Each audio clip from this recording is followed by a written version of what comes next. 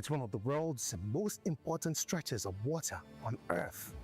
A narrow passage, just a few kilometers wide in places. Yet, what happens here can shake the entire global economy. Welcome to Explained on CBI News, and today we're breaking down why the Strait of Hormuz matters so much.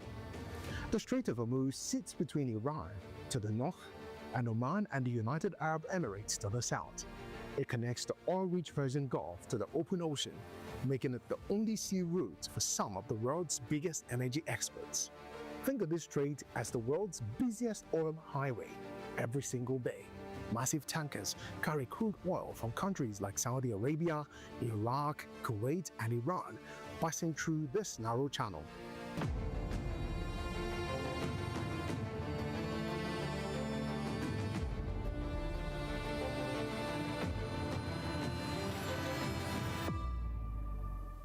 Roughly 1 in every 5 barrels of crude consumed worldwide travels through here. And it's not just oil. Qatar sends a huge portion of the world's liquefied natural gas through this route as well. So, if this route is blocked or disrupted, energy prices don't just rise locally, they surge globally, as we are witnessing currently. Here's the problem though, it's incredibly narrow. At its tightest point, the Strait of Hormuz is just about 33 kilometers wide, and the actual shipping lanes are even smaller. That makes it one of the world's most vulnerable choke points on the planet. A single incident, whether it's a military clash, a blockade, or even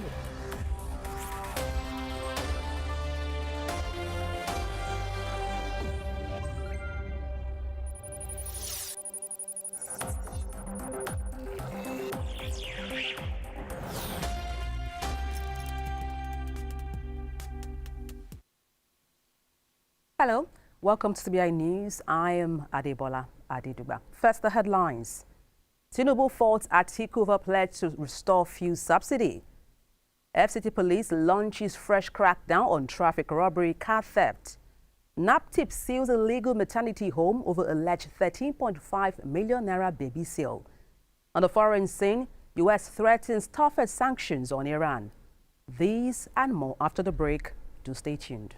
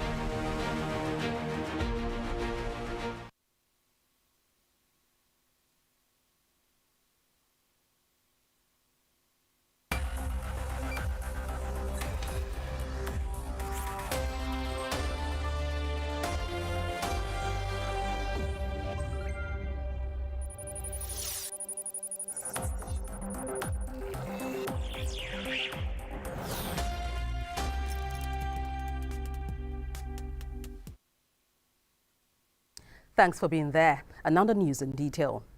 President Bola Tinubu has faulted a reported pledge by former Vice President Atiku Abubakar to restore petrol subsidy if elected in 2027, saying it showed poor understanding of governance and the economy.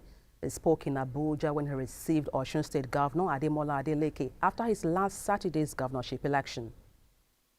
Let's look at the trajectory of the history. I saw one of my opponents now say he will go back to subsidy.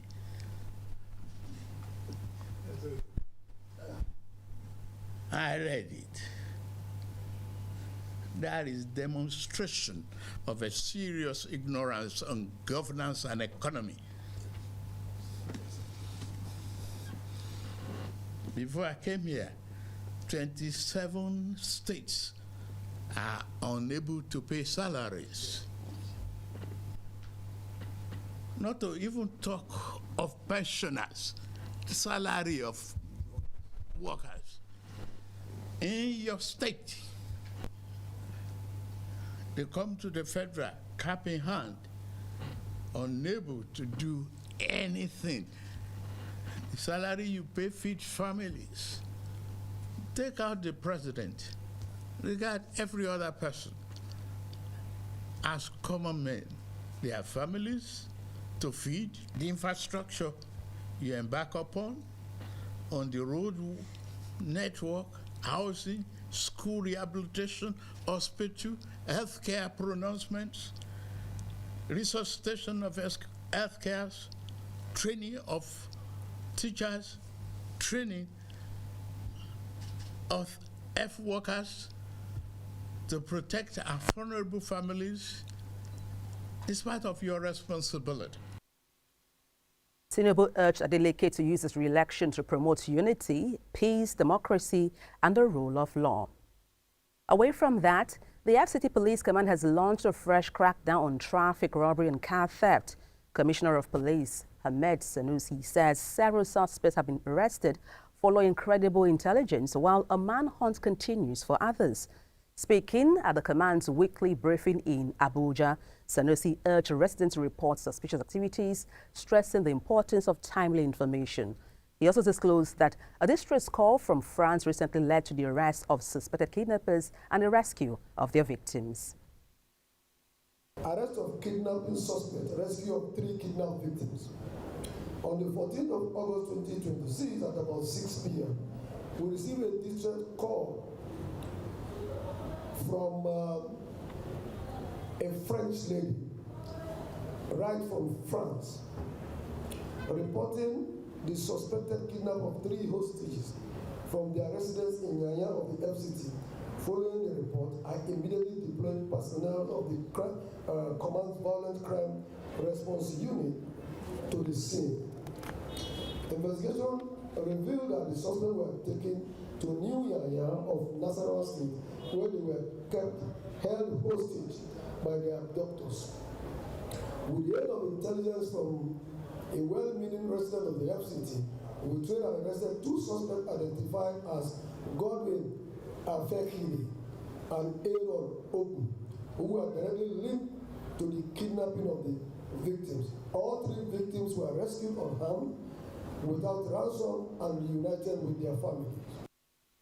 To other matters now, where the National Agency for the Prohibition of Trafficking in Persons, NAPTIP, has sealed a suspected illegal maternity facility operating from a residential apartment in Elelenwo, Rivers State, and arrested 3 people over an alleged 13.5 million naira baby sale involving a Liberian national living in Belgium. NAPTIP spokesman Vincent Adekoye said the operation carried out with the Rivers State Ministry of Health followed intelligence on a suspected child trafficking syndicate.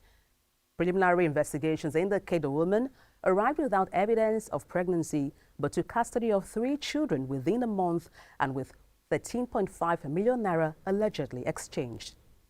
Let's now move to Sokoto State, where at least 46 bodies have been recovered and 15 passengers rescued after a boat carrying 77 people capsized in Gural community, Goronyo local government area of Sokoto State. The boat was reportedly transporting farmers and other passengers to the rice farms when it capsized on Thursday.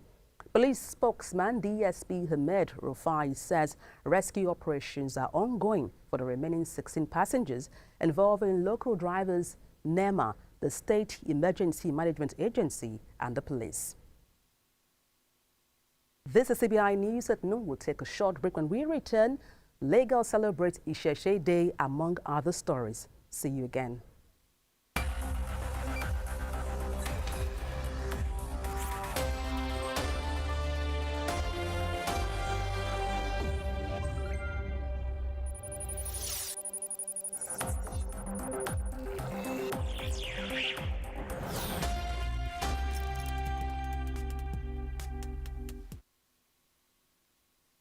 Thanks for being there.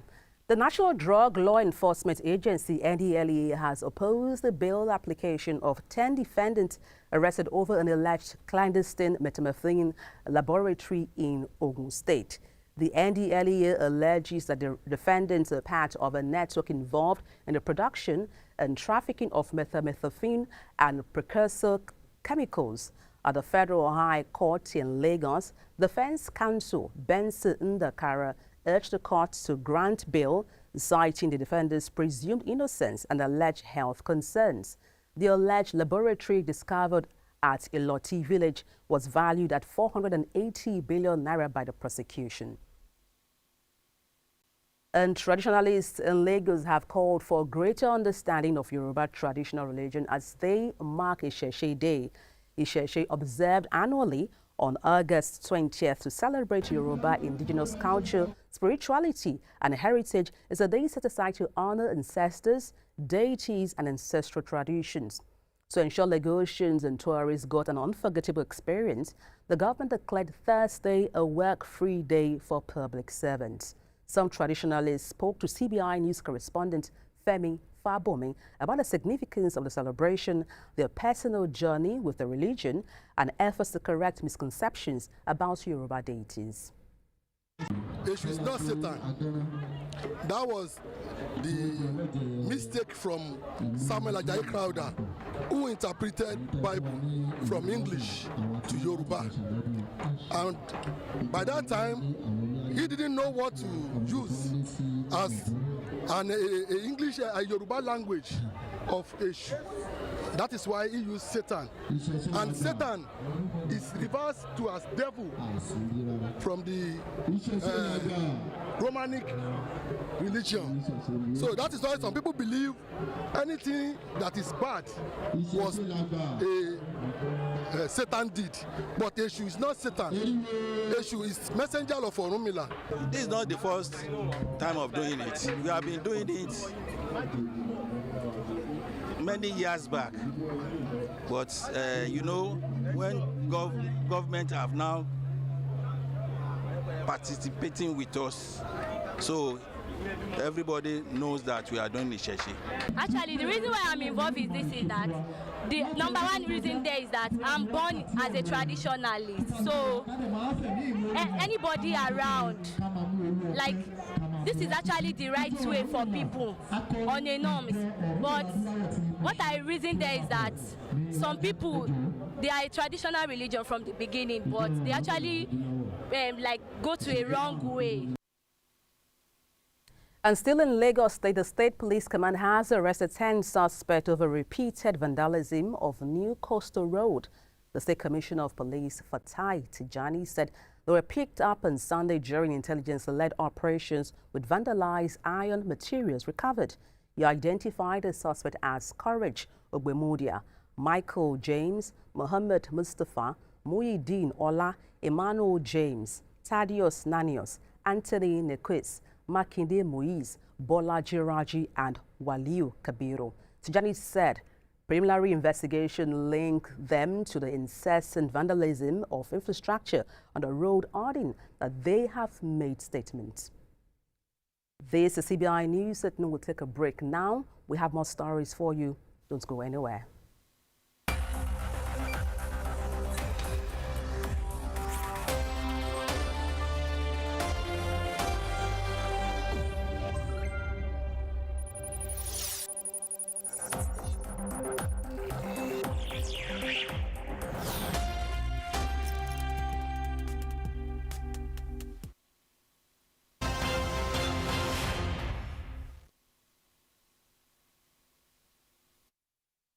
Thank you for staying. And now to the latest from the African continent. Cameroon's President Paul Biya has returned to Yaoundé after more than 2 months in Europe amid concerns over his health and leadership.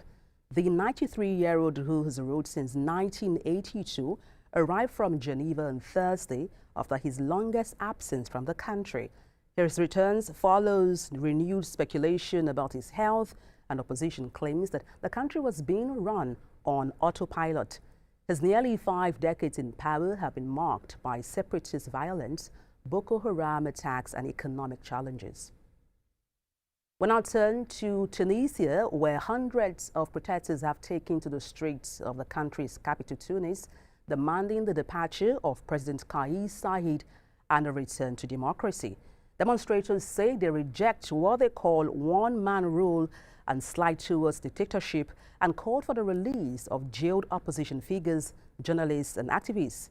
It comes amid growing political and economic discontent in the country.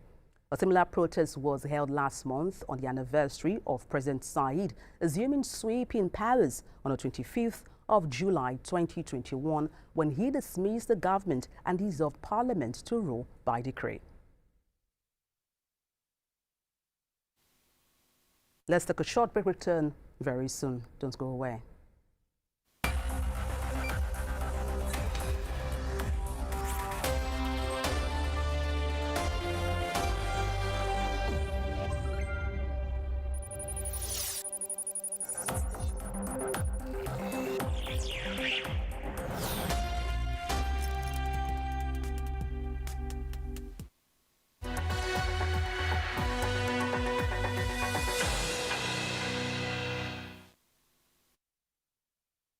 And from Africa, we move to the rest of the world. The United States has threatened its toughest sanctions yet on Iran, saying it could avoid further military action.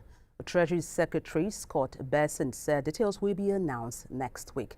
It comes a day after President Donald Trump threatened economic warfare against countries backing Iran. In the meantime, oil prices have jumped to a 3-week high as shipments remain disrupted through the Strait of Hormuz. Now, 2 ceasefire deals between Washington and Tehran have both now collapsed. Japan has carried out its first execution in more than a year. Sunao Takami, a 58-year-old man, was executed for killing 5 people when he set fire to a Pachikino Palo in Osaka in 2009. He was sentenced to death in 2011 after a court rejected claims he was mentally ill. Justice Minister Hiroshi Haraguchi said the execution was ordered after careful and thorough consideration. It is a first under the Takachi administration. Japan and the U.S. are the only G7 countries to retain the death penalty.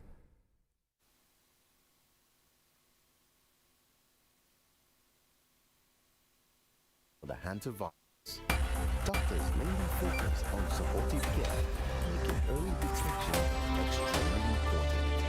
And the fifth and final fact, prevention is key. The best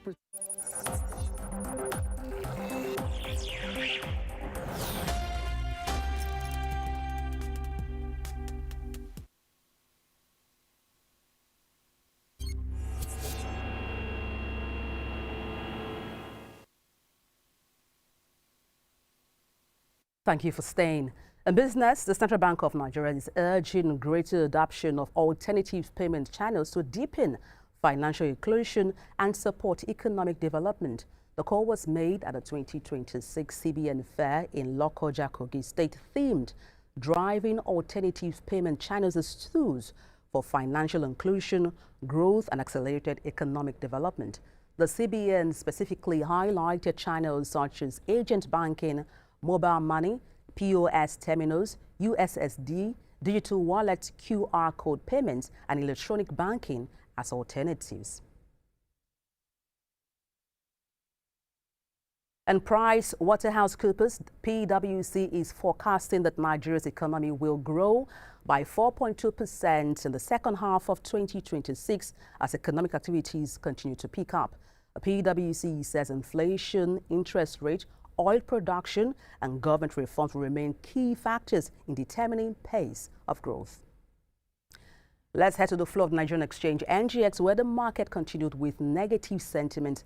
All share index for the 4th consecutive session in the red by 0.30%, while market capitalization was down from 155 trillion level to 154.98 trillion naira. And that's all on business. Up next is entertainment with TK. Do stay tuned.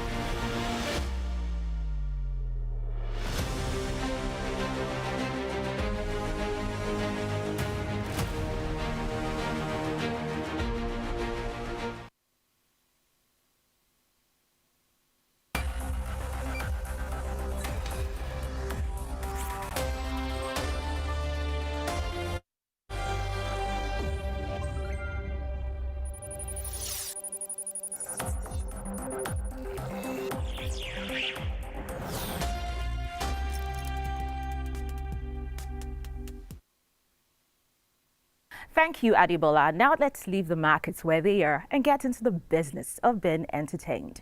Will Smith could be making his Indian cinema debut and reportedly not as the hero. The Hollywood star is reportedly in talks to play the principal antagonist in Atli's upcoming sci-fi film Raka, opposite Telugu superstar Allu Arjun. According to Midday, Smith was approached for the role last year, with discussions continuing as the production works around his availability for an overseas shoot. If confirmed, the role would mark Smith's Indian cinema debut.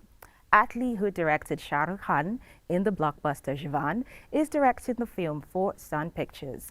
The reported cast also includes Deepika Padukone, Rashmika Mandanna, Janvi Kapoor, and Mrunal Thakur. Shah Rukh Khan has also been linked to this project, although his involvement is not officially confirmed yet. For now, Smith's casting is unconfirmed, with discussions reportedly still ongoing. And now to family names stepping into a legal dispute. Hilda Bass's lawyers have issued a legal demand to Shay Vibes over comments the singer made about her on social media. The celebrity chef, through the law firm Olaniwon Ajayi LP, is seeking a public retraction and apology over two posts published on August 14, in which Shay Vibes claimed that the eating actually made him feel upset. Her legal representatives have described the remarks as defamatory and malicious. They are demanding the permanent removal of the post, apparently a public retraction across the singer's social media platforms, and an undertaking that the claims will not be repeated or republished. The lawyers say the post attracted about 4.3 million views, along with thousands of reposts, comments, and likes, and that Bassett subsequently faced increased online harassment. Shay Vibes has since deleted the post. The legal demand gives the singer 3 days to comply, after which Bass's lawyers say further legal action may follow. The dispute began online. It has now moved into a formal legal process with no further legal action publicly confirmed at this stage. On that note, we leave the lawyers to it. It's been entertainment news. Up next is Mustafa with sports.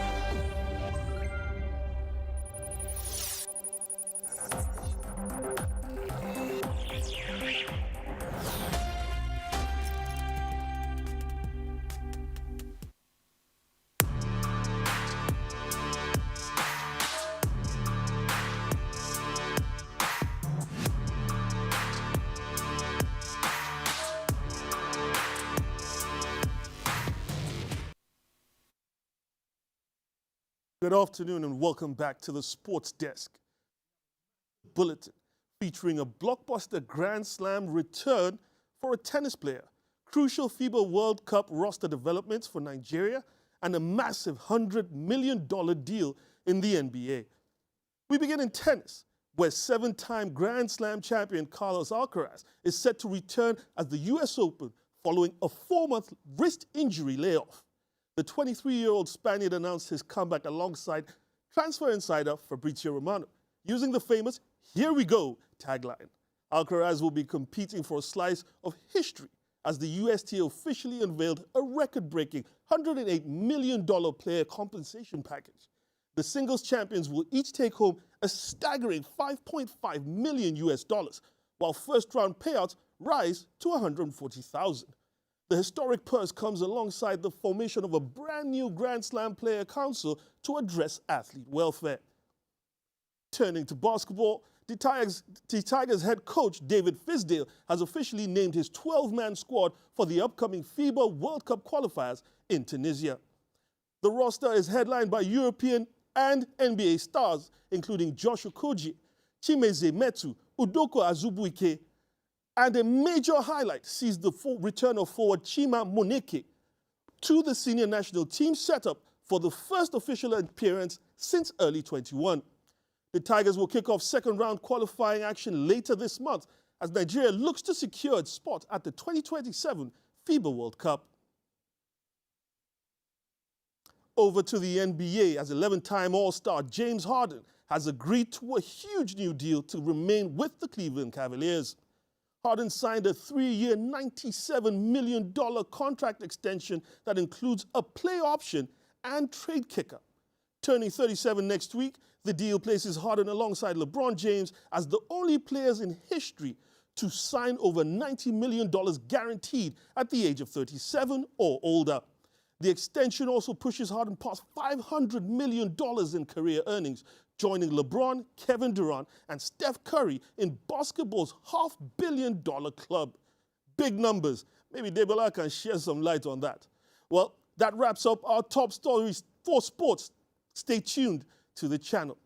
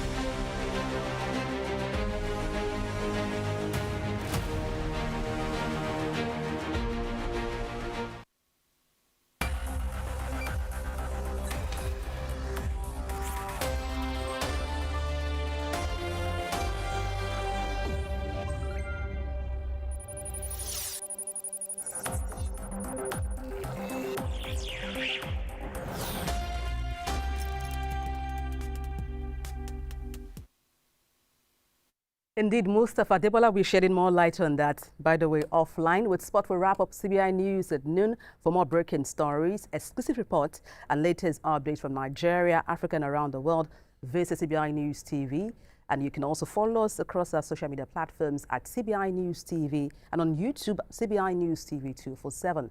Many thanks for watching. I am Adebola Adirugba. Have a good afternoon.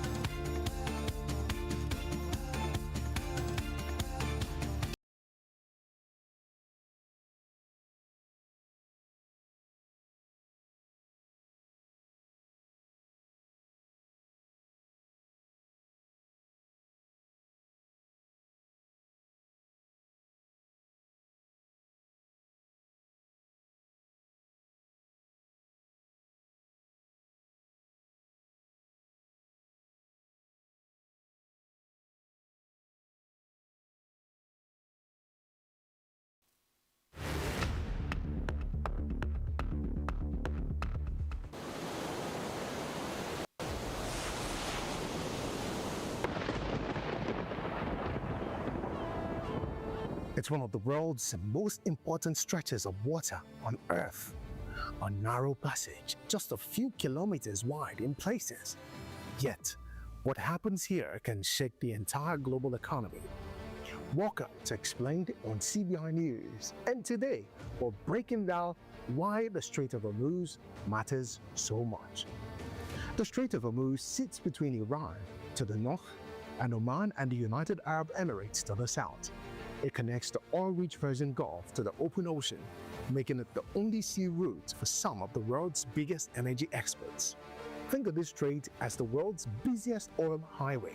Every single day, massive tankers carry crude oil from countries like Saudi Arabia, Iraq, Kuwait, and Iran, passing through this narrow channel.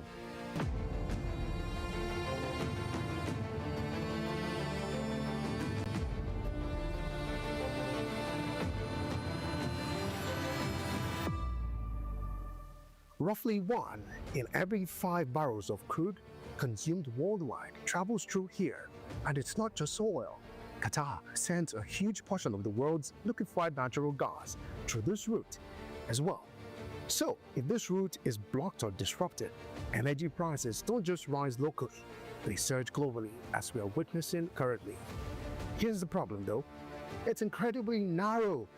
At its tightest point, the Strait of Hormuz is just about 33 kilometers wide, and the actual shipping lanes are even smaller. That makes it one of the world's most vulnerable choke points on the planet. A single incident, whether it's a military clash, a blockade, or even a damaged vessel, could disrupt traffic almost instantly. And this is where geopolitics comes in.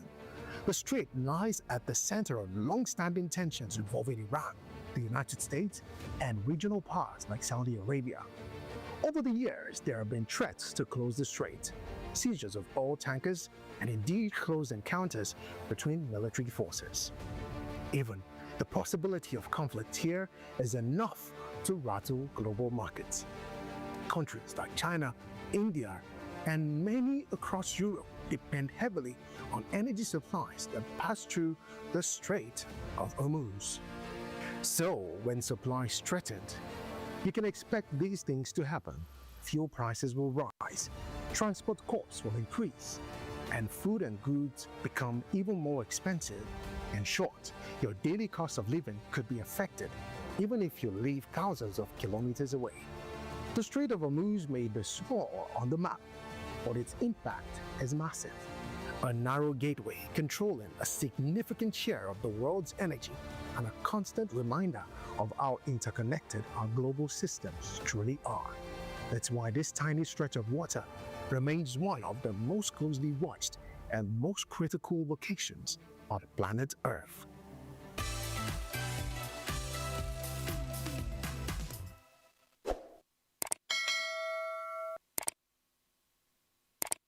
From global health scares to the stories shaping our world, we break down the facts, the numbers, and the impact.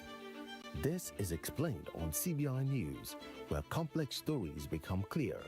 And I'm Sam Owonka, here to give you 5 important facts about the hantavirus. What exactly is the hantavirus? And why is it causing concern around the world? Here's the first fact. Did you know that the hantavirus spreads through rodents? The hantavirus is mainly carried by rats and mice. Humans can become infected by breathing in particles from rodent urine, droppings, or saliva, especially in poorly ventilated areas. Fact 2. It can be deadly. The virus can cause severe illness, affecting the lungs and, in some cases, the kidneys. Symptoms may start like the flu, but can quickly become life-threatening if not treated early. Fact 3. Early symptoms are easy to miss. Fever, fatigue, muscle aches, headaches, and dizziness are common early signs. As the illness worsens, patients may experience coughing and difficulty breathing. Fact 4. There is no specific cure for the hantavirus. According to the World Health Organization, WHO, there is currently no specific antiviral cure for the hantavirus. Doctors mainly focus on supportive care, making early detection extremely important. And the fifth and final fact, prevention is key. The best protection is avoiding contact with rodents and keeping homes and workplaces clean. Proper sanitation and safe cleaning practices greatly reduce the risk of contacting the hantavirus.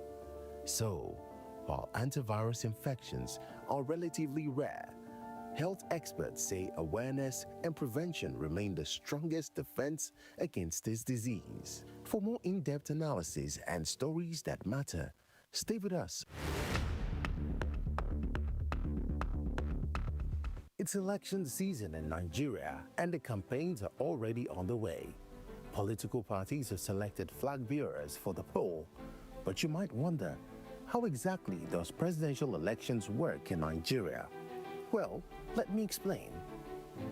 Nigerian presidential elections operate under a unique modified two-round system governed by the electoral umpire, the Independent National Electoral Commission, INEC. To win the presidency, a candidate cannot rely solely on the popular vote. They must achieve a specific combination of majority support and national geographical spread. In essence, the system functions across several distinct phases. Firstly, let's talk about the candidate eligibility and nominations. To run for president, an individual must be a Nigerian citizen by birth, at least 35 years old, a member of a registered political party, and educated at least to the school certificate level. Then the political parties choose their flag bearers through internal primary elections governed by the Electoral Act. These must be concluded and the results submitted to INEC months ahead of the general election. After all individuals and political party criteria is certified, let's talk about the voter framework. Only citizens aged 18 or older who reside in Nigeria are eligible to vote, as currently the Electoral Act does not allow for diaspora voting. Eligible voters also must obtain a physical permanent voter card, otherwise known as PVC. On election day, INEC utilizes the Bimodal Voter Accreditation System, BVAS, a biometric device that scans fingerprints or facial features to verify and accredit voters at their specific polling unit, preventing identity fraud.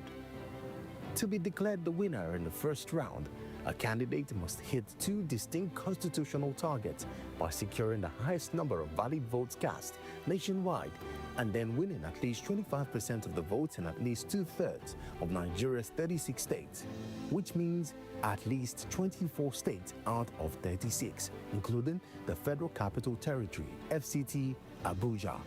Ballots are counted out loud at polling units, and results are progressively collated up through ward level, local government areas, and state headquarters. The INEC chairman serves as the chief returning officer to declare the final national winner. In a case where no candidate meets the geographical spread requirements alongside the plurality, INEC must then organize a runoff election within 21 days. The runoff takes place strictly between the candidate with the highest total votes and the candidate who won the majority of votes in the highest number of states. In this round, the rules change and the candidate with a simple majority of the votes cast is declared the winner. And opposing candidates or parties who dispute the fairness of the outcome have the legal right to challenge the results through the Election Petitions Tribunal, with the Supreme Court serving as the final arbiter.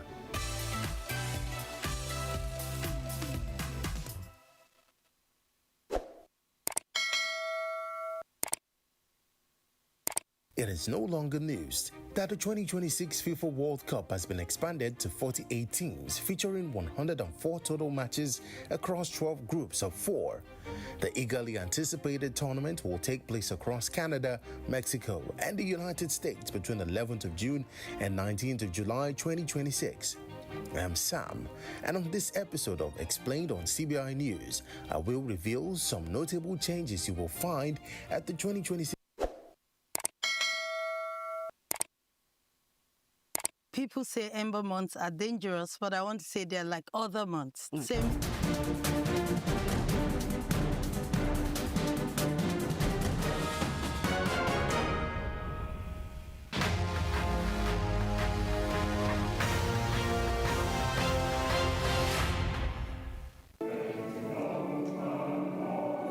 South Africa has handed over the remains of 86 Namibians in a ceremony at the Ikizo South African Museum in Cape Town. The remains include 84 people held in museum collections for decades and 2 former Robben Island political prisoners, Festus Nehali and Simon Nilenge. Footage shows rows of coffins, officials signing handover documents, and both national anthems being sung.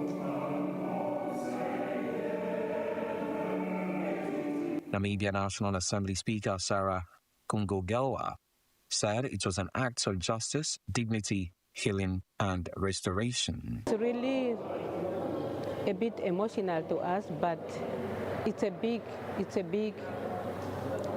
joyful day, I can say, because it has been a dream to us as family member. One of the good days, we can at least, whether we can see where he's buried, or whether he can be even repatriated home, so we can always go and kneel where he's buried. For her part, Education Minister Sanet Stinkham called it a rehumanization process to restore dignity denied when they were separated from their communities and placed in museum collections.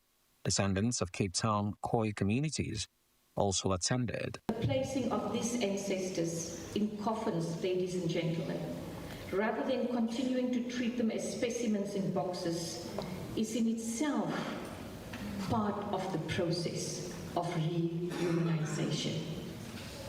We are restoring as far as we can the dignity that was denied to them when they were separated from their communities and incorporated into museum collections. For Nehali family, it ends decades of uncertainty. The family member said it is emotional, but a big joyful day and a dream come true.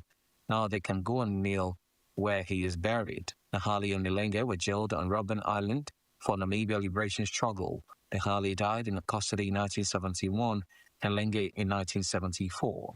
Namibia, then Southwest Africa, was under South African rule from 1915 to 1990.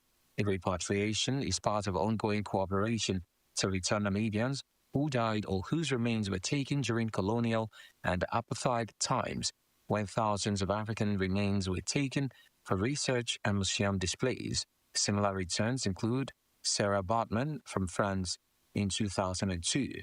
Nehali and Nilenge will be reburied in Namibia for Heroes Day on August 26, which marks the start of the armed struggle in 1966.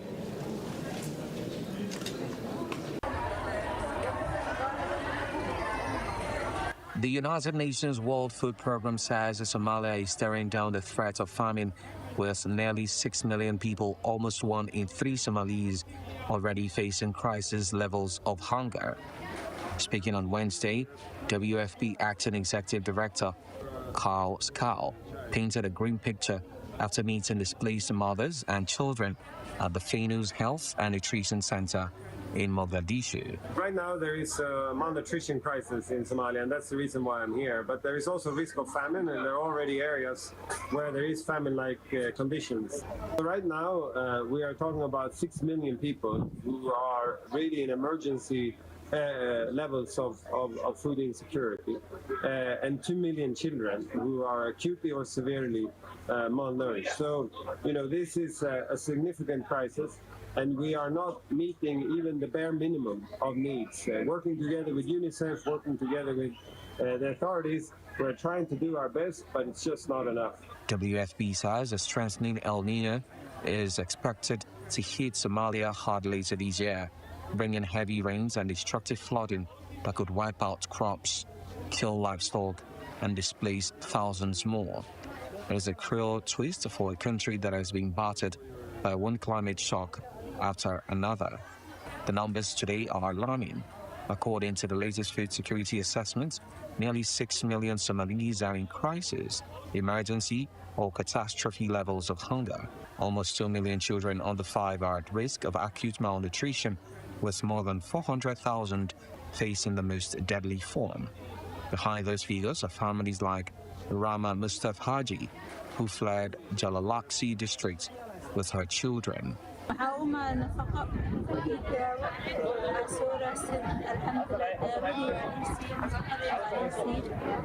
For others, conflict is making a bad situation worse. Bishar Abdulkadir Ali said he fled Kuntawari district after fighting meant they could not even harvest their farms before hunger forced them to leave. The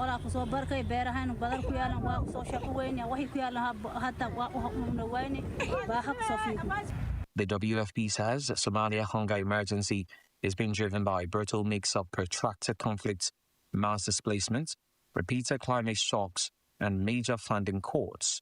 Rising global food prices linked to the Middle East crisis are adding even more pressure. A lorry full of gloves, masks, and life-saving infusions has left Dar es Salaam for DR Congo as Africa rallies around its neighbor.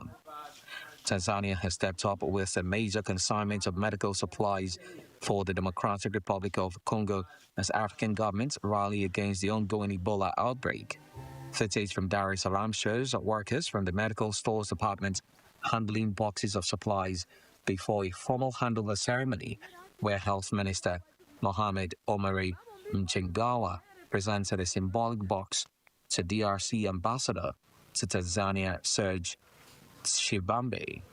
At the ceremony, Mchengawa stressed that this is not just Congo's fight. In the Democratic Republic of Congo, where the Ebola Bundibugyo virus remains at large, we mourn every life we lose.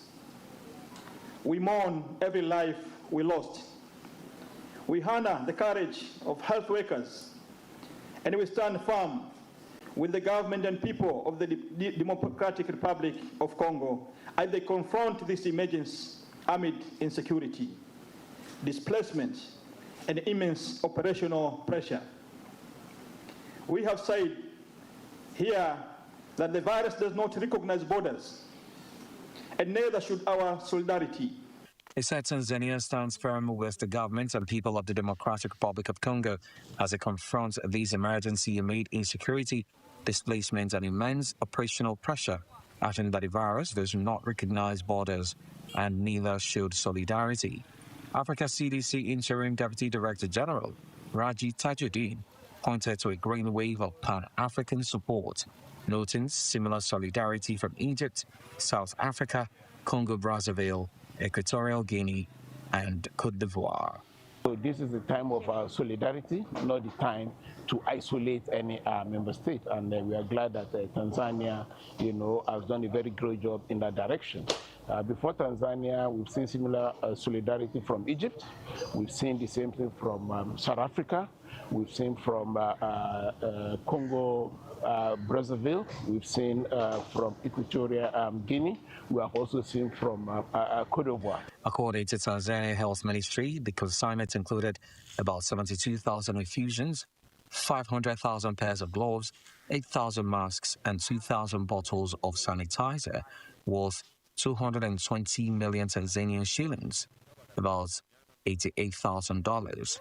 As of mid-August, official data show the outbreak has surpassed 5,021 confirmed cases and at least 2,378 deaths in the DRC, giving it a case fatality rate of nearly 47%. The DRC declared the outbreak on May 15. 2 days later, on May 17, WHO designated it a public health emergency of international concern, while Africa CDC declared a continental health emergency on May 18. For now, Tanzania's gesture adds to a growing African-led response that many see as a shift from reliance on outside help to continental self-support.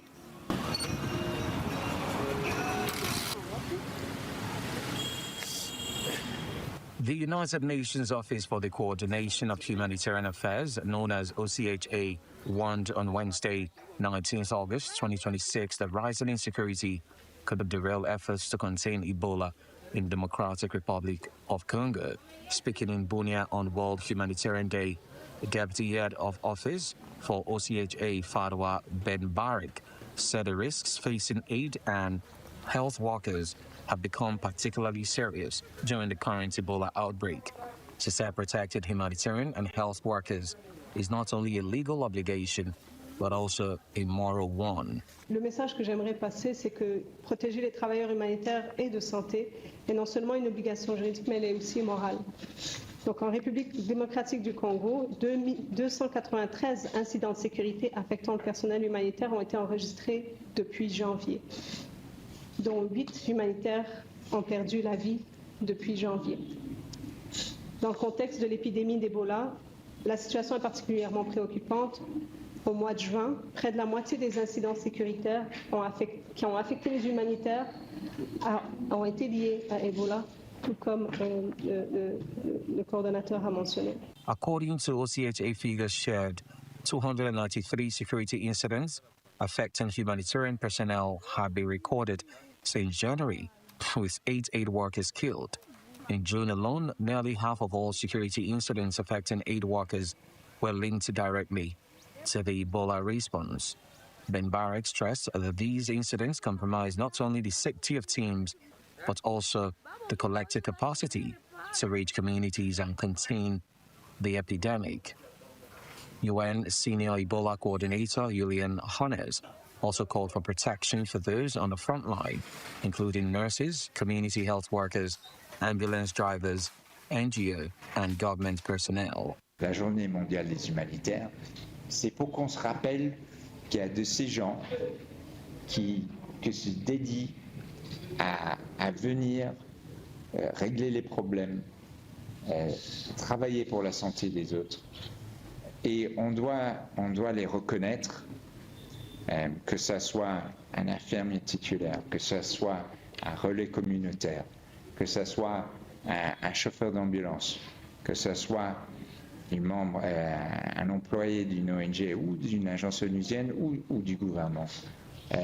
C'est des gens qui sont là pour nous, on doit les respecter et on doit respecter les bâtiments. This is a familiar story in Congo. The virus was first identified in 1976 near the Ebola River in Yambuku in what was then Zaire. Since then, the country has faced more than a dozen outbreaks. The UN has previously warned that violence has restricted access to Ebola treatment centers and surrounding villages. In July, several humanitarian partners had to temporarily relocate staff to Bunia after an incident involving armed men near an Ebola treatment center in Nyakunde in the Ituri province.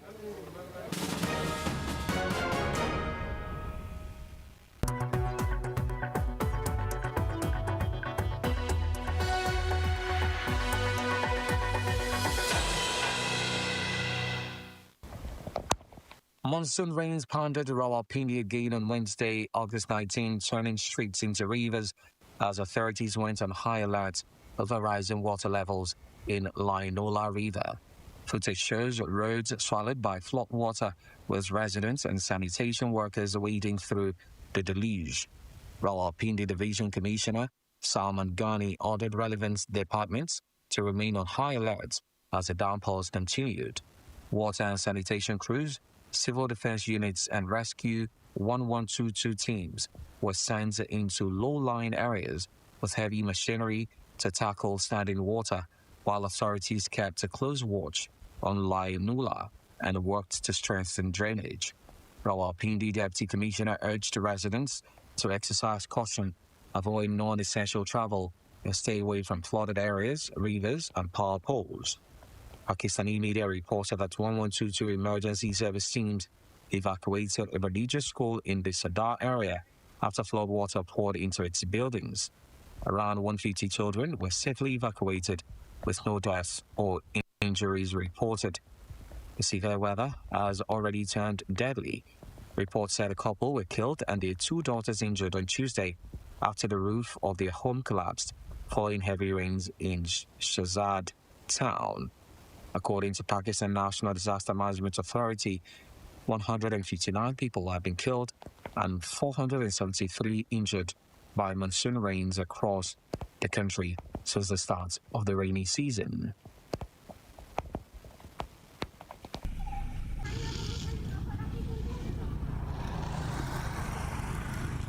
Floodwaters have swallowed large parts of Odisha, with the death toll from the latest spell now at 13 and hundreds of thousands affected.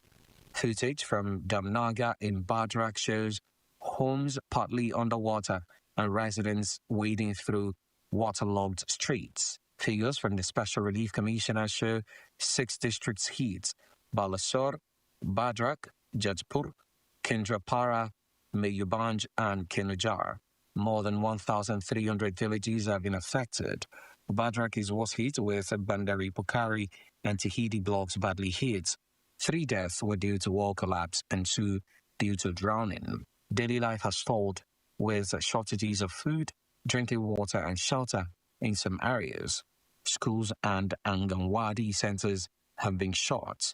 Authorities have opened relief camps and are providing cooked food while rescue teams are on ground.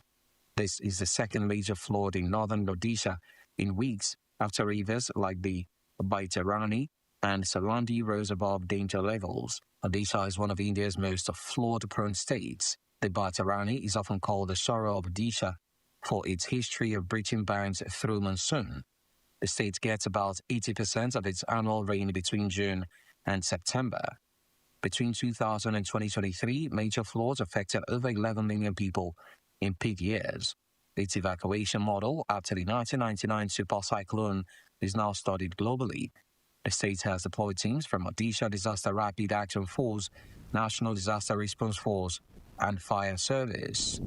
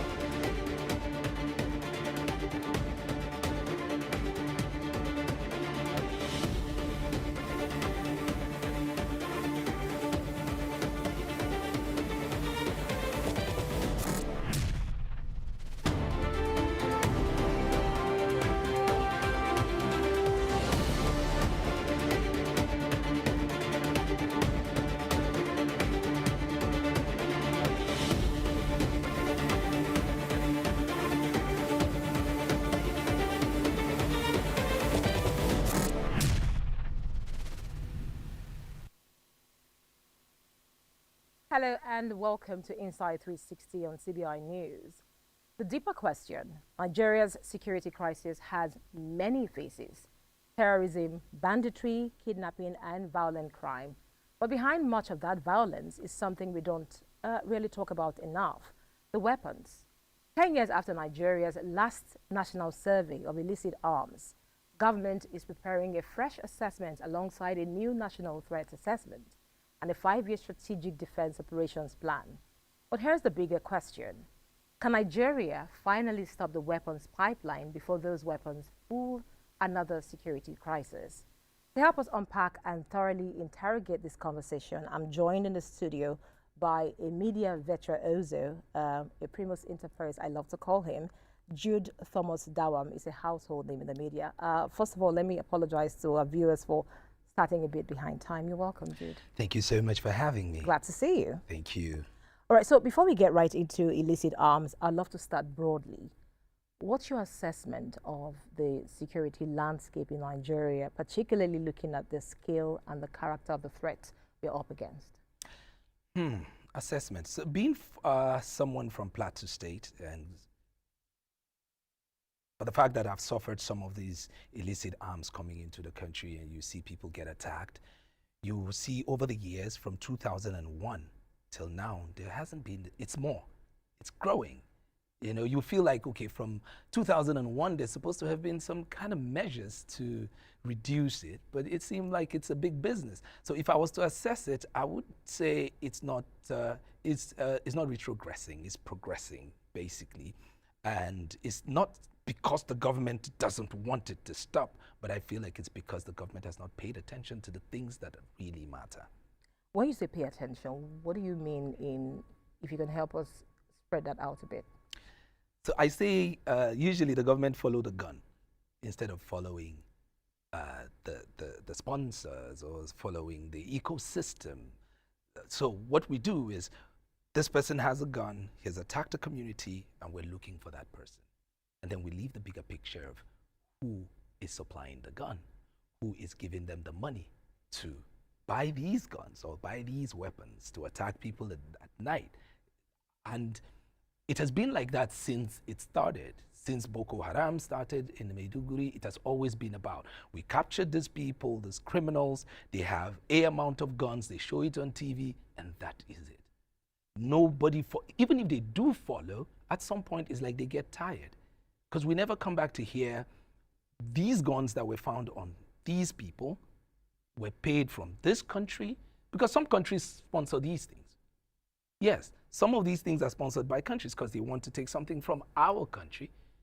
You know, it's worldwide. There's a worldwide issue that, you know, there's ISIS in Maiduguri.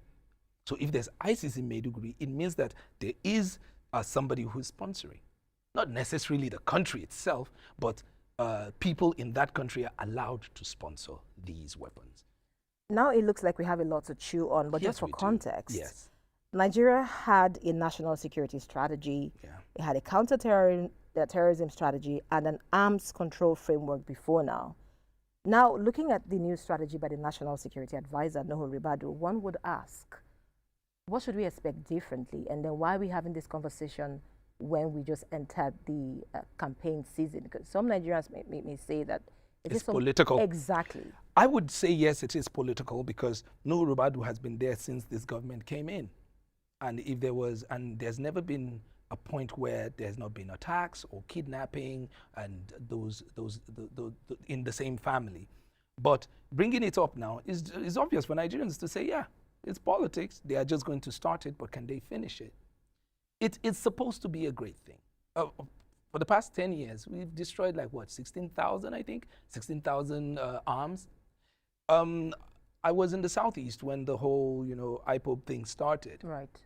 They would attack police stations and they would take guns, and these guns are still out there. The ones that were found, the ones that were collected, were burnt recently, right? They were destroyed recently. The ones that would go back to the system went back into the system. But these things should have been done a long time ago, because you need to understand that there's a pattern. With these people, there's a pattern. If I know that I could go into a police station, take arms, come out, And there has to be someone giving me the nerve to do that. I have to be scared of a police station. But why am I not scared of a police station? Why am I not scared of going into a police station and disarming them? There is a problem. We have not attacked the problem. We've always heard, they said, there are sponsors of these things. There are people, because whenever there's a war, someone is making money. Right. Whenever there's a crisis, someone is making money. There are arms being sold. And, there's so many things happening during war. Now, have you ever sat down to say, okay, this person was caught selling arms and this is the person that's sending a amount of money to these criminals? We've never heard that. Nuhu Ribadu coming now wants to ease our tensions down. People in Benue State, can they still go to the farms? They don't have weapons. They have sticks and stones. These other people have weapons. Agriculture will suffer. Education will suffer. Let's look at the north. North, most especially Maiduguri, as a case study. People have stopped going to school because when you're in school, they can come into the school and pack everybody. How that happens, you still don't know. When 300 people can just disappear on the face of the earth. I don't know if you've seen a gathering of 100 people. Then how come you can pick 300 people and they'll just disappear into thin air? It bothers me till today because we still haven't asked the real question. The question is not bringing all these things to make it look good, paint it, and oh yeah, Nuhu Ribadu said he's going to create, they're going to, what are, the security details don't tell each other the truth. It's like there's no, you know how a cobweb works? One thread leads to another thread to another thread. It's like they don't talk to each other.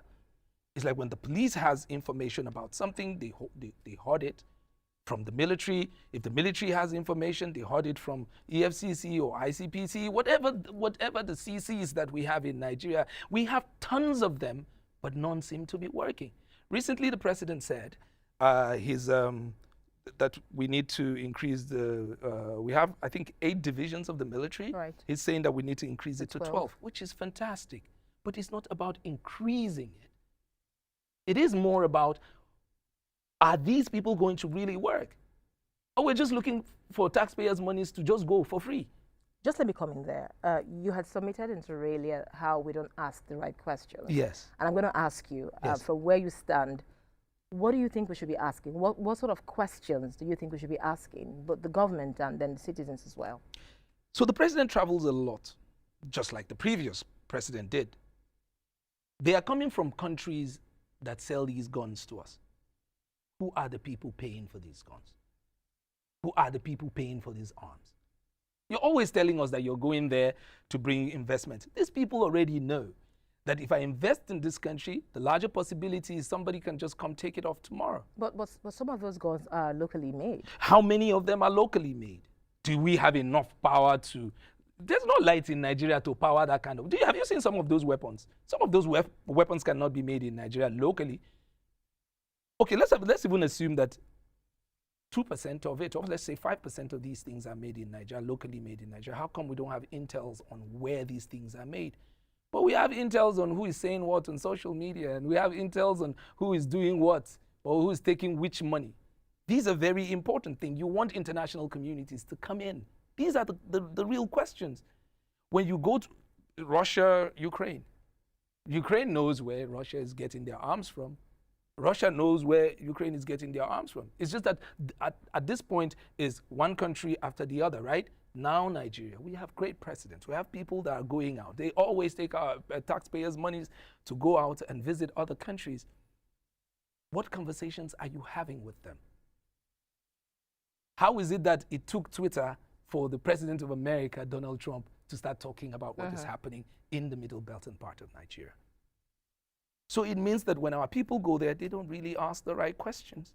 They don't find out the right things. They go there to bring investors that will not come because they feel like there's insecurity. You can be kidnapped. You know the amount of, what they call this, special, what they call them, people that come from abroad to come and work here. You know the amount of them that have been taking, expatriates, that have been taken away.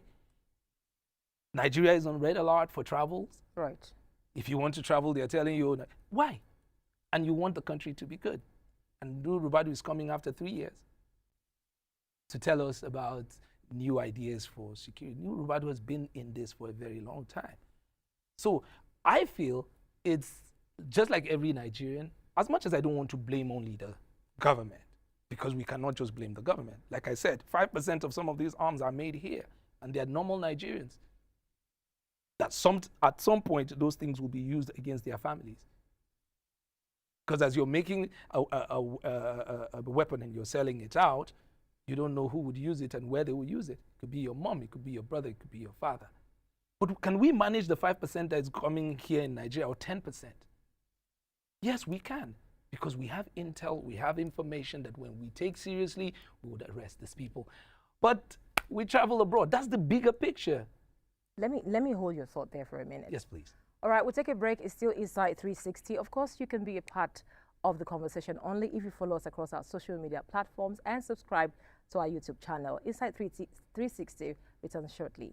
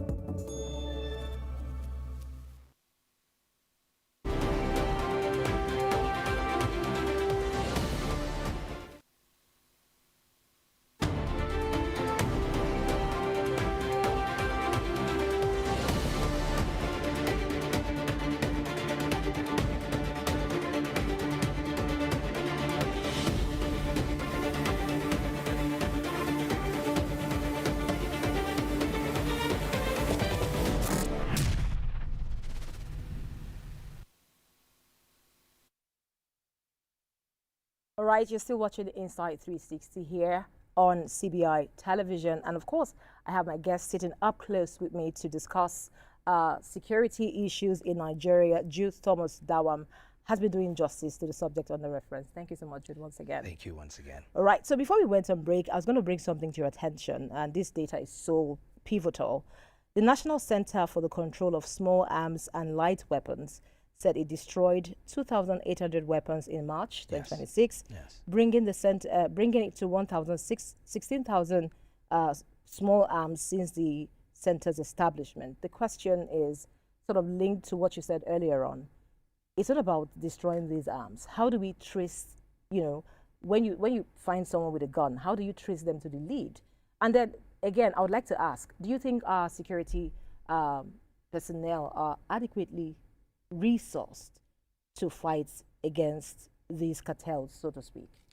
Yes, they are. We have, honestly, it's sad, and it's sad because we have some of the very intelligent security officers. If you sit with them one-on-one, you understand that they are very knowledgeable with these things. The problem is access to the new technology.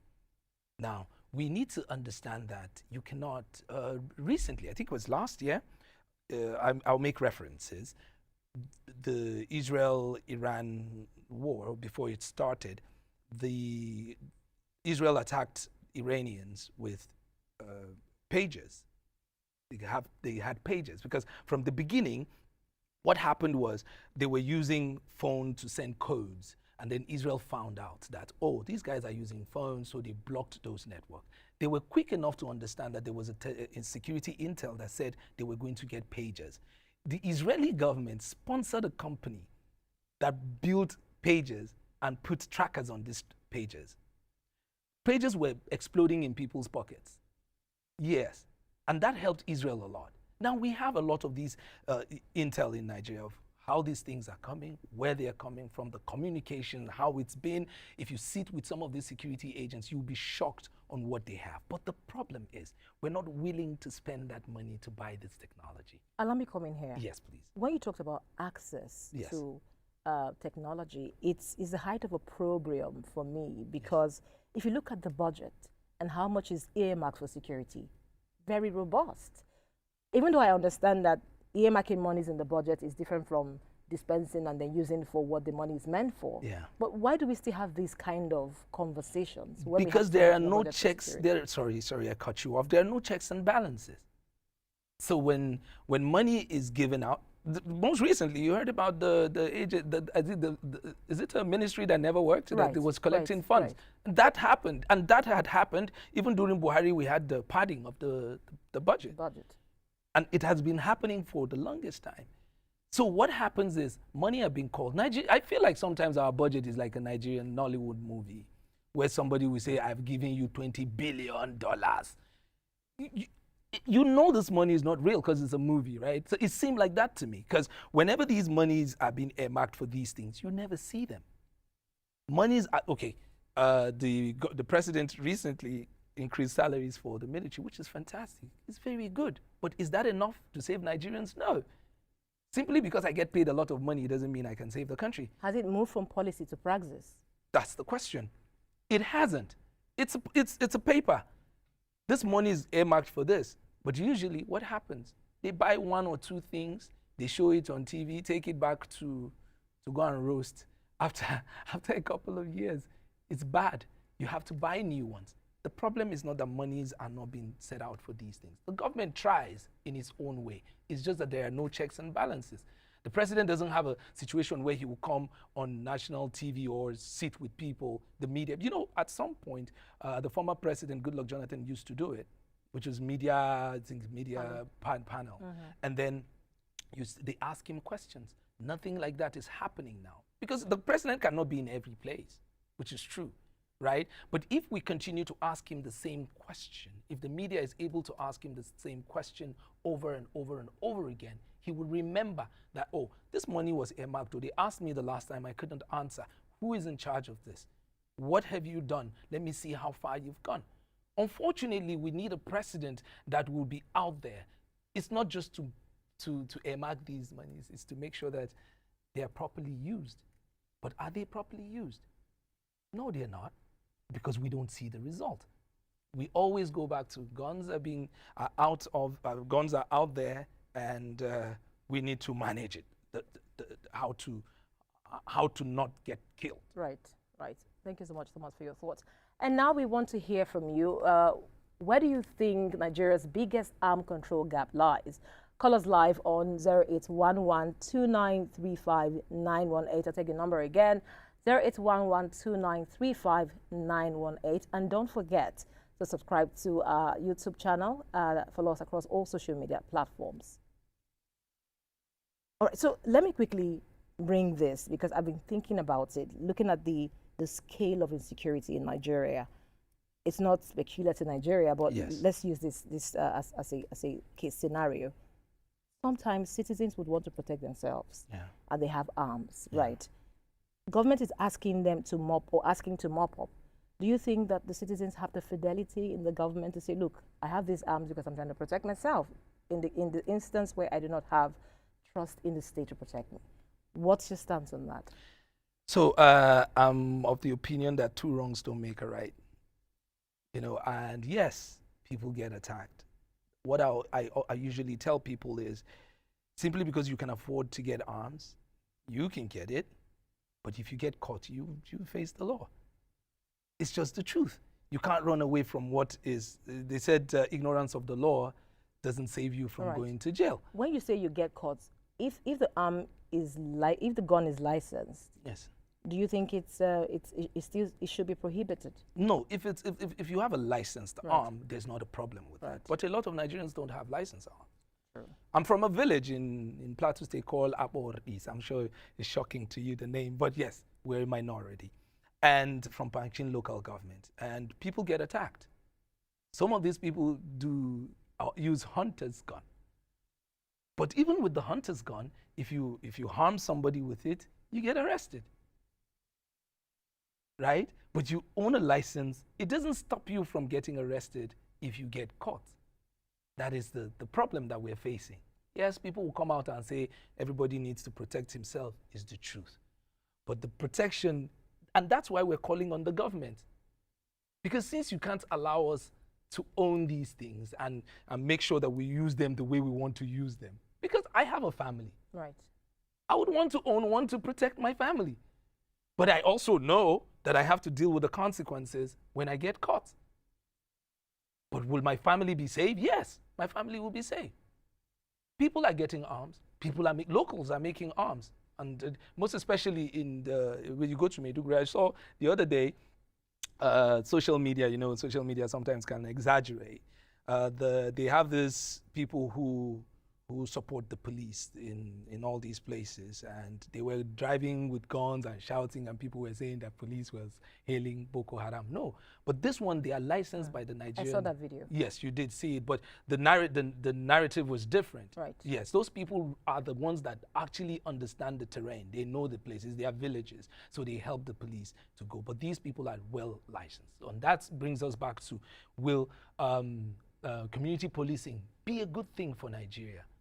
Because it's scary for me to get a weapon, and I know if tomorrow there's a search.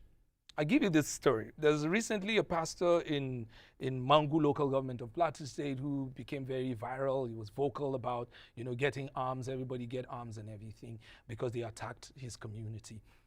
The next day, the military and the police came to the villages and searched and saw people with guns, people that were trying to protect themselves. They were arrested. As I'm talking to you, quite a number of them are still in jail in Jos.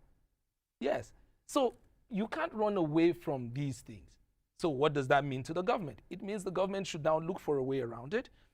Why don't we push for community policing, most especially for these places that the reoccurrence is high? It's in the works, by the way, you know that.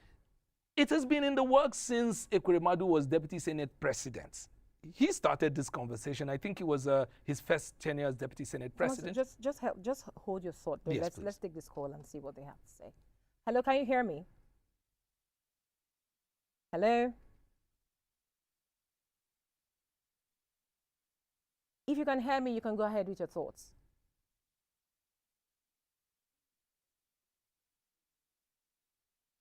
All right, thank you, Dupe. Go ahead.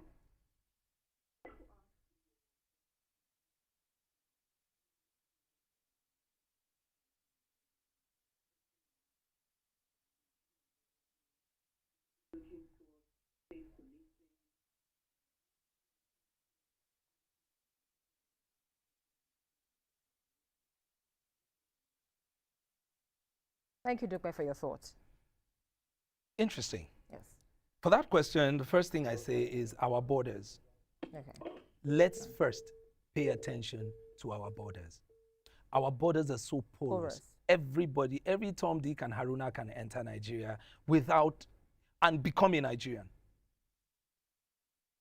I worked in Maiduguri, and you see, Nigerians would enter. If you go to Ebonyi, Cameroonians would enter. Everywhere is just open. Nobody knows anything. So first, make sure that's why they will tell you that some of these people carrying out these terrorist attacks in Nigeria are not Nigerians. And we're proud to say them. You're looking at the borders every single day. People are entering. You don't know them from anywhere. Some of them, they just enter, and it's okay for them. It's not their country. They can destroy it. Now, she mentioned about state policing. State policing is a double-edged sword, whether we want to accept it or not. How do you mean? Because some of the governors would use it against their rivals. So these things have to be taken care of. The state police has to be managed by the federal police. But also, the federal police is not being trusted by Nigerians. So what is the problem? The problem is the government needs to set out, okay, if tomorrow you hear that a police or a military man is the one that's giving guns, let it be an open trial. Let Nigerians see that this person actually went to jail. So this was taken out of my lips because I was going to ask. Yes. Sometimes you see arrest made, you hear like a tip-off of, yes, or some vehicle was arrested with small arms, and then there's a what's it called now, press conference. Yes. And that's where it ends. We don't get to see in terms of prosecution. If that happens, it could act as a deterrent to other people. So I'd like you to chew a bit on that. You see, at some point they brought the Whistleblowing Act in Nigeria. After the money issue, did you hear anybody whistleblow again?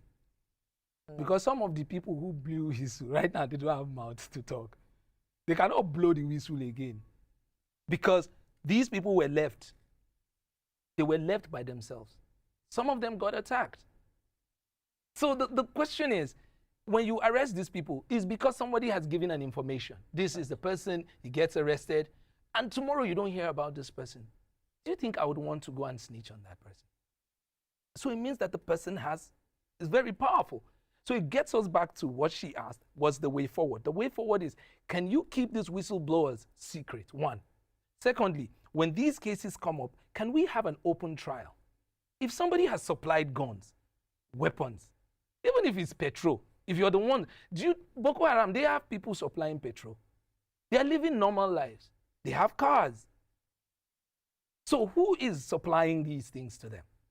If these people get caught, or if we get a wind of the fact that this person is involved in it, can we just have an open trial? So Nigerians will be like, okay, this was how it was done. This person got a jail term.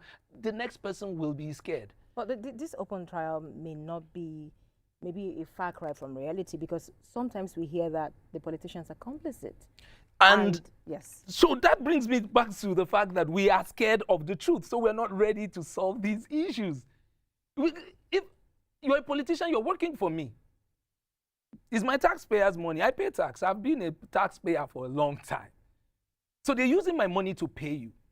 If me in my workplace, I get into trouble and I can be arrested, you as a politician that's working for me, you should be able to be arrested as well. A lot of names had come in. At some point, there were names that came in from Dubai. Right. The American government released some names. Did we hear anything about it?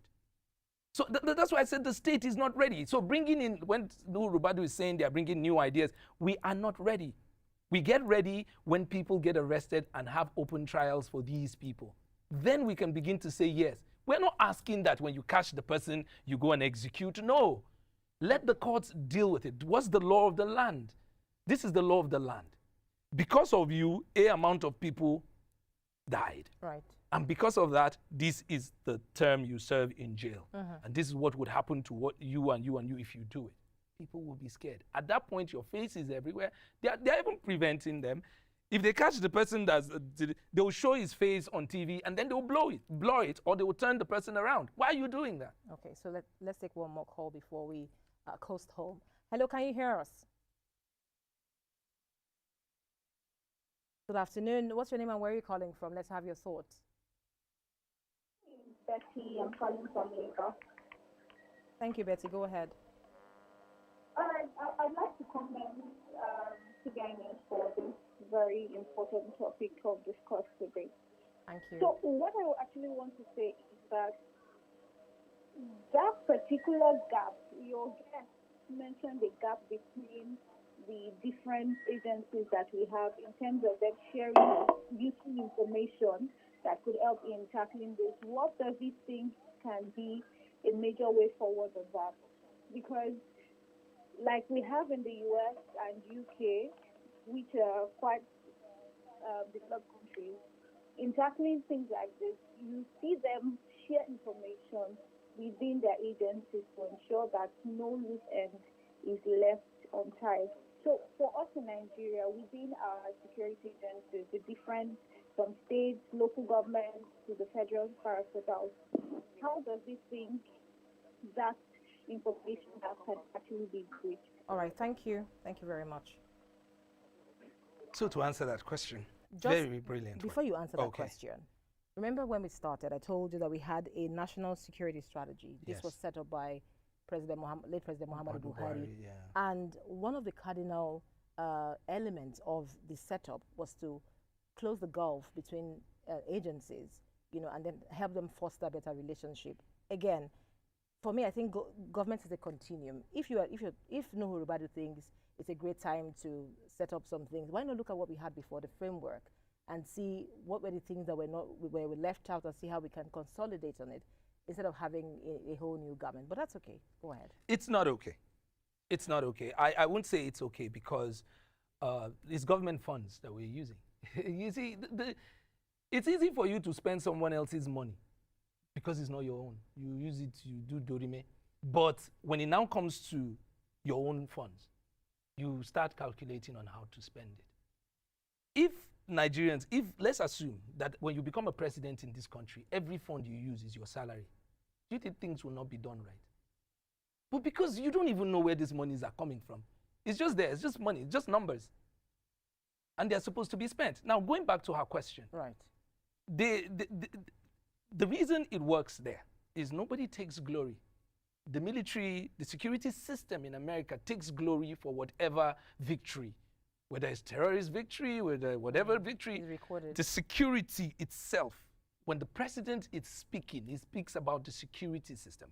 And guess what? In Nigeria, the conversation is, now police people go save these guys. So, oh no, now army. So they don't have, I feel that there's a rivalry that shouldn't be there. Because why are you fighting when you know that this thing that you're doing is supposed to protect? That's why you see in Nigeria, military can go and arrest somebody. You have a problem with somebody that stole your thing. You know a military man, so you go and call him. Instead of going to the police, the military has no business with civil cases. The military is supposed to sit down, something like Boko Haram now that we have, they go into the bush. But no, now this thing that Buhari signed was supposed to be good, but who followed it up? Nobody followed it up. Why? Because it's always on paper. Money will be released. People will sit down. They will pay money. People will go to Abuja, live in hotels, travel abroad to see how it's done.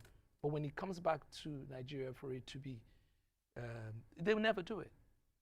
Until we are able to do that, whatever Nuhu Ribadu is doing is still going to come and pass. All right, so because we're pressed for time, let's quickly have your recommendations in 2 minutes. One thing that we are very big on CBI News is we aside the jaw, we try to look at, it may not be Uhuru yet, but what are the recommendations that government can begin to adopt? And citizens can also co-opt in to see how we can, foster a better country. Let's have you. So I think Nigeria is trying as a country. I would have to give it to us because if you travel to some African countries, you see that it's not so easy as well. The presidency is trying, but they need to put more effort in making sure our borders are properly taken care of. They are manned, and anybody who comes in should be able to, we should be able to say a amount of people entered Nigeria today, and we're sure about it. And secondly, our security agencies, they need to all come together. There has to be a connect between them. This is where my power starts. This is where my strength ends. Then the next person picks it up. We need to be able, it's the marathon. You run, you pass the baton, somebody picks it up from there. And at the end of the day, it's the security agencies that are winning. Number 3, the presidency, please, every after budget, every year, sit down with these people. How far have you gone? We've released A amount of money and you were supposed to buy A, B, C, D, E. If the presidency doesn't want to give media parley every single time, then please let us have the ministers every after 3 months tell us the things that money were earmarked for. If we're supposed to buy Tucano jets, have we gotten them? If we haven't, why? So we ask these questions. It will help for a more transparent country, and it will help with security. So if I'm from Benue State and I get attacked today, I should be sure that tomorrow I will not get attacked again. But how would you tell me that a certain community gets attacked 5 different times and nothing is done? And most of the time, you still hear that there was information about that attack. So I feel like the government has a lot to do. People don't trust the government. The government needs to make the people trust them, most especially when it comes to finances. All right. Thank you so much, Judah Thomas Dawam. What jumped at me very quickly is the government needs to make the people trust them. Quite insightful of the program today. We appreciate you. See you very soon. Thank you so much. All right. That's our conversation for today on Insight 360. The challenge now is whether Nigeria can move beyond recovering illicit weapons to actually disrupting the networks that put them into circulation. My thanks to my guests once again, and thank you for watching. I'm Chinyere Igwe Odu. Until next time, stay informed and stay engaged. Bye.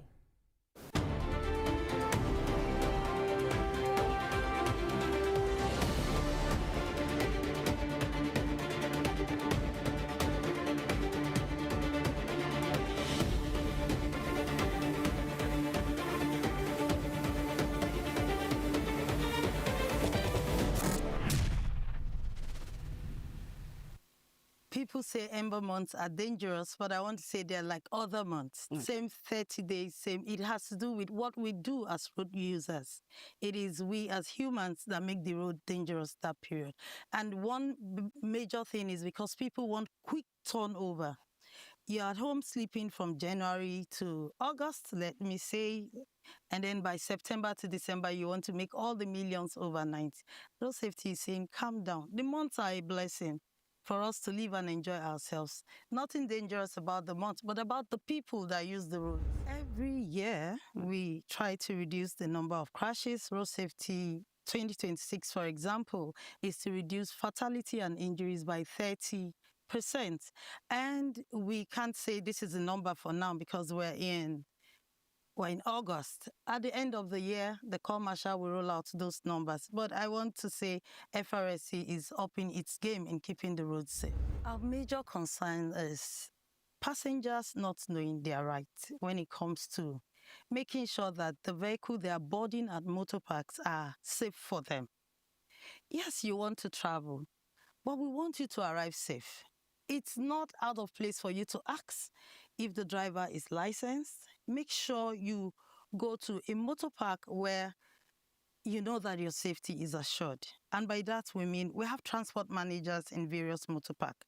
Road safety go there and carry out inspections from time to time at various motor parks that are registered under the Road Transport Standardization Scheme. Under this scheme, if you have up to 5 vehicles, fleets, you're supposed to have a transport manager that ensures that the vehicles are safe, the drivers are licensed, and they are okay to drive, and these drivers don't take drugs before they embark on the journey, and that the passenger manifest is well filled and all of that. So the passenger has a responsibility to make sure to ensure that his safety is secured with the company or with any motor park he or she is boarding. In Lagos State, for example, and Ojota in particular, where that is under my jurisdiction, like I said, we go for motor park rallies and we also educate these drivers. We had a town hall meeting, stakeholders collaboration meeting last month on the 14th, I believe, at CMD. At the hall there, and we had this discussion. What do? We have talked to you. We have 18 passengers in a vehicle at a time, and these people have loved ones at home that are waiting for them to arrive alive. But if you take alcohol, if you take substances before you drive them, it means their life will not, we're not sure you can make. So we talk to these drivers, we get other sister agencies like the NDLEA to come talk to them why they should not use drugs, use of substance while driving. Our focus right now is on commercial vehicles this Yuletide period, because we know that they are the ones conveying more motorists, more passengers to wherever they are going to. The friction between tires and the wet road, it's not as strong as when the road is dry. And so we tell people, first of all, get your wipers, get them functioning, and then ensure that you don't move at the same speed. You see a vehicle moving at the same speed it's moving when the road is dry. It's not wise, it's not safe. So we advise them, we tell them, and then after public enlightenment, we apprehend them for these offenses. There's this syndrome of spare life among some of our drivers. This, God forbid, thing that is peculiar to some of us in Nigeria. You wake up in the morning, instead of you to carry out the normal morning parade on your vehicle, check your oil, your brake, and everything. You're on the road and, God forbid, you want to tear one sachet of a drink you're not supposed to take before you go on the road, and somebody cautions you, you say, God forbid. Do the right thing so that you will not be sorry. When you're apprehended, oh, guy, it was just small. I think yesterday there was somebody we apprehended with a bottle of alcohol in the vehicle, and he was smelling. We had to use the equalizer, and yes, he was above the limit. And so we tell people, do the right thing so that you arrive alive. The rain doesn't pour heavily at once. If you see the signs of heavy rains, park at a safe place. If you know you don't have good vision or sight to maneuver, park at a safe place. Filling station, police station, any FRSC office, just park. Look for a good shoulder of the road and park. If you want to continue, reduce your speed. 30 kilometers per hour is a safe speed to go. But if you can't see, your wipers are not working, your lights are not good, why not just stop? The journey will continue after the rains.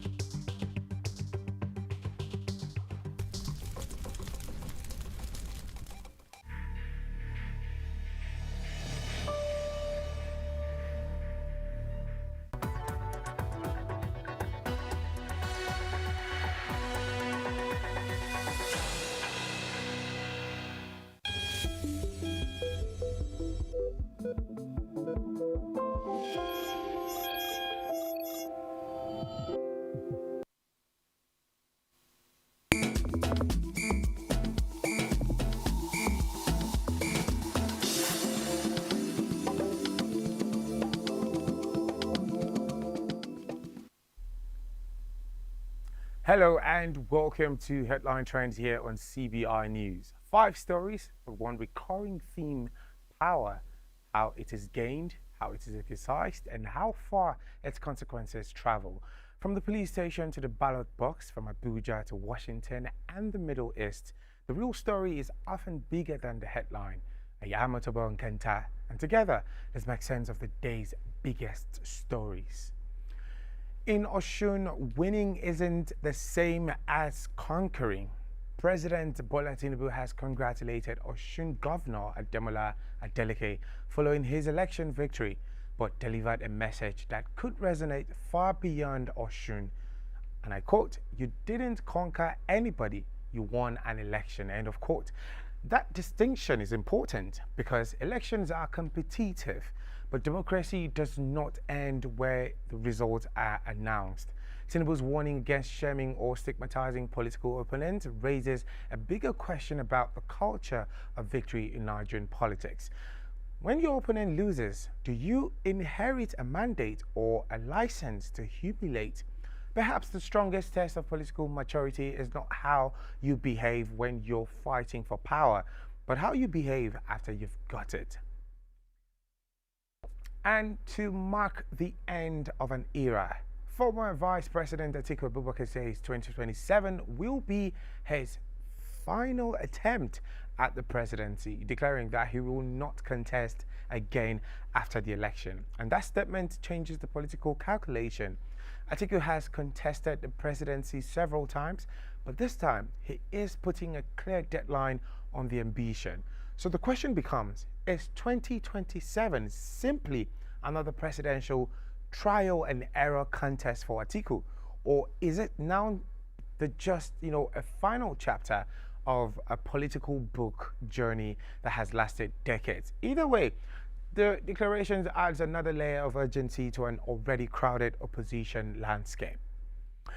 And now, state police matters. Nigeria's long-running conversation over state police may finally be moving from political promise to legislative action. Chief of Staff to the President, Femi Gbajabiamila, says the Presidential Working Group on the National Policing Bill remains on track with its 7-week timeline. That matters because the debate over state police has never really been about simply creating more police formations. It is about a bigger question.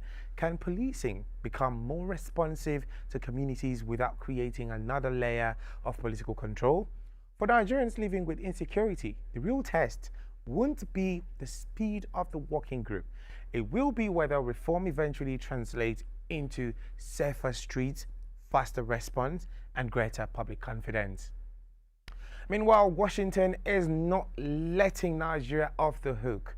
A U.S. Congressman, Riley Moore, says the United States should not remove Nigeria from its country of particular concern, or CPC, as you would call it, designation, citing continued concerns over attacks on Christians. The significance here goes beyond the label. A CPC designation puts Nigeria religious freedom record firmly under international scrutiny. And with American lawmakers continuing to push legislation around the issue, Abuja faces a difficult diplomatic balancing act. The Nigerian government's position has consistently had to contend with a fundamental question. Is Nigeria doing enough to protect its citizens? And can it convince the world that it is? Because when domestic insecurity becomes an international policy issue, the consequences are no longer confined to Nigerians' borders. Finally, U.S. tightens the net around Hezbollah. Washington has announced fresh sanctions against Hezbollah, now highlighting what it described as the group's close operational and financial ties to Iran's Islamic Revolutionary Guard Corps. The U.S. Treasury also targeted individuals accused of helping move money through a regional cash smuggling network supporting Hezbollah. Now, this is bigger than another sanction announcement. Washington is making a broader argument. Hezbollah is not acting in isolation, and Iran's influence across the region remains a central target of U.S. policy.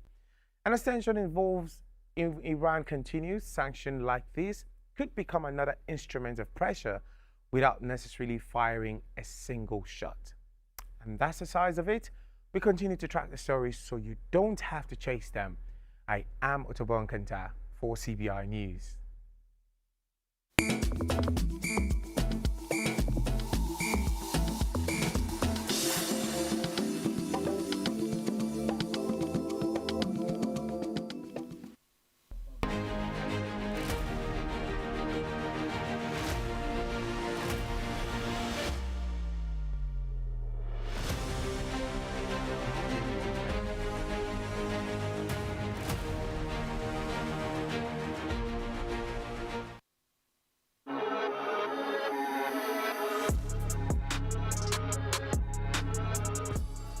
Okay, so what is actually going on in entertainment right now? Because the story is coming out this week. Oh, darlings, we need to talk. Entertainment Hotline, MTK.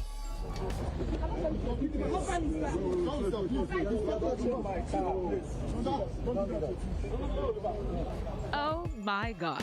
Guys, I'm here. Because this 2Baba and Natasha drama messy.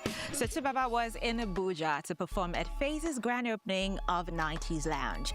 Nice event, big event, everybody's outside. And then Natasha shows up. But apparently she wasn't just there for the ambience. An eyewitness says Natasha showed up at the venue and the moment Tubaba arrived, rushed towards the car, shouting, "I want to talk to my husband."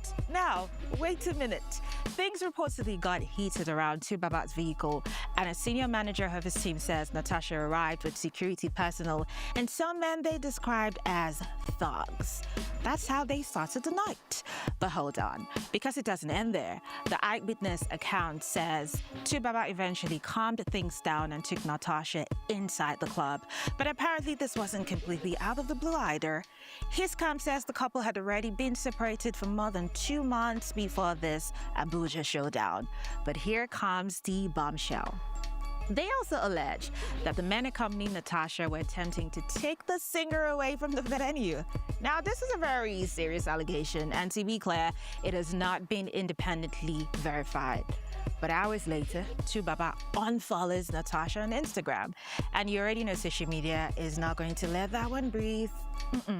Because somehow his ex-wife Annie enters the chat again, with social media users drawing comparisons between the two relationships. Guys, this marriage has barely had time to breathe, and we already have enough drama for 3 seasons. I knew it!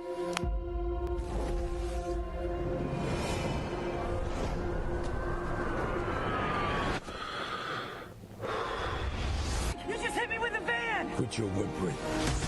Suit yourself. Mother. Go home! Do you want peace? Or do you want revenge? I want to dance! So, Tom Holland, what exactly are you doing to Hollywood right now? Because this man is currently starring in $2 billion movies and both are making serious noise. Spider-Man, Brand New Day, $1.67 billion worldwide in just 10 days. And The Odyssey, Christopher Nolan's Greek epic, has crossed $1.1 billion too, making it Nolan's biggest movie ever. But here's the plot. Tom Holland is in both. Here's Peter Parker, aka Spider-Man in one, and Telemachus, the son of Odysseus, in the other. Spider-Man by day, Greek mythology by night. And audiences, they're clearly saying, give us Holland, give us Nolan, give us Marvel, because we have money. Spider-Man Brand New Day just put $144.5 million in the second US weekend, one of the biggest second weekends in box office history. Meanwhile, The Odyssey is rewriting Nolan's record book. So forget superhero versus Greek mythology. Hollywood has found its new billion-dollar power couple, and Tom Holland somehow got both jobs. And that's Entertainment Hotline. I'm TK. You came for the tea, I gave you the whole kettle. You're welcome.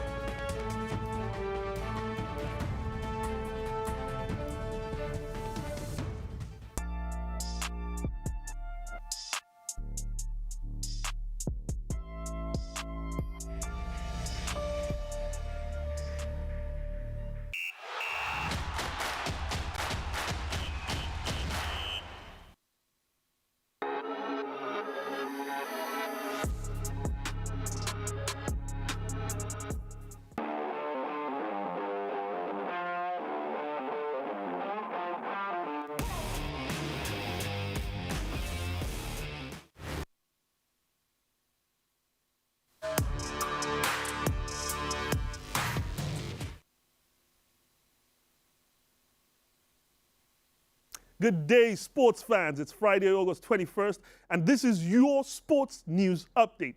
Everything you need to know about sports before your coffee cools down.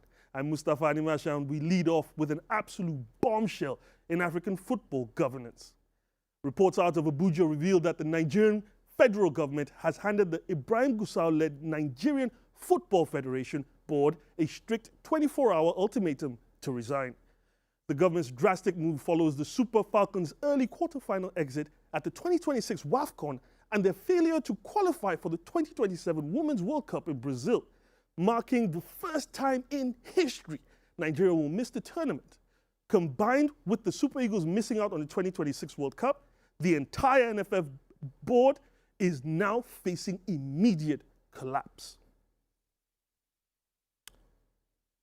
Moving fast into the rest of today's top headlines, a Stamford Bridge shakeup as Chelsea have officially handed their prestigious number 9 shirt to João Pedro following a standout debut season. The move strips Liam Delap of the iconic number, leaving the striker's future in serious doubt as Xavi Alonso locks his roster ahead of Monday's opener. Is this an end of an era in football? As a 41-year-old Cristiano Ronaldo dropped a massive retirement hint, revealing in a recent interview that this will probably be his last year of football. Following his wedding to Georgina Rodriguez, the 5-time Ballon d'Or winner says he has his post-football future mapped out and wants to finish on a high. In boxing, Eddie Hearn has presented an official demand list to Saudi Arabia's seller to bring the Anthony Joshua versus Tyson Fury showdown at Madison Square Garden on November 20th. Hearn is refusing to let Dana White's Zuffa Boxing promote the bout, while also demanding Joshua receives his unpaid purse from his July knockout win over Christian Prenga. Quick timeout, family. If you're loving these 5-minute daily rundowns, hit that subscribe button and turn on notifications so you never miss a morning drop. Today's question for the comment section: if Cristiano Ronaldo hangs up his boots at the end of this season, where does he sit on your all-time GOATs list? Is he number 1? Or does Lionel Messi take the crown? Drop your hot takes in the comments. I'll be replying to the best ones today. Time now for Under the Radar, where we look past the scoreboard to break down the sports business rules and roster mechanics shaping front offices. With the NBA teams navigating tight rosters, understanding free agency rules is the key to predicting every major trade and signing. Here are 3 crucial salary cap mechanics you need to know. Restricted versus unrestricted. What does that mean?